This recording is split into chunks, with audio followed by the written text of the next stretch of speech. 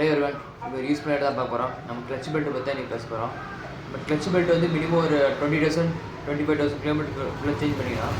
வந்து clutch belt என்ன issue வருது பார்த்தீங்கன்னா, இந்த மாதிரி தெரியும்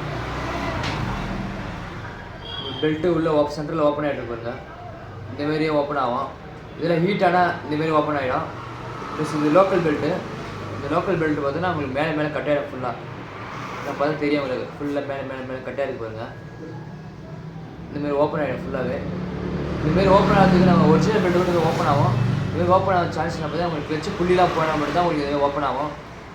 இது ரேட்டு இதில் பார்த்தா தெரியும் உங்களுக்கு. இது குவாலிட்டி எப்படி இருக்குது, இது குவாலிட்டி எப்படி பாருங்கள்.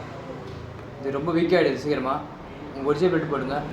இந்த பேண்டால் இது ஒரிஜினல் வந்து எப்பவுமே நம்ம ஒரு 20,000 கிலோமீட்டர் 30,000 கிலோமீட்டருக்கு சேஞ்ச் பண்ணிங்கன்னா உங்களுக்கு எந்த இஷ்யூஸும் வராது. ப்ளஸ் வண்டி ரன்னிங்கில் எப்போ கட் ஆகாது. ப்ளஸ் வண்டி உங்களுக்கு ஜர்க்கிங் ஆகாது. இது மாதிரி பெல்ட்டு லூஸ் ஆகிடுச்சா கூட உங்களுக்கு ஜர்க்கிங் ஆகிறது சான்ஸ் இருக்குது. இந்த வீடியோ யூஸ்ஃபுல்லாக பேஜை ஃபாலோ பண்ணுங்கள்.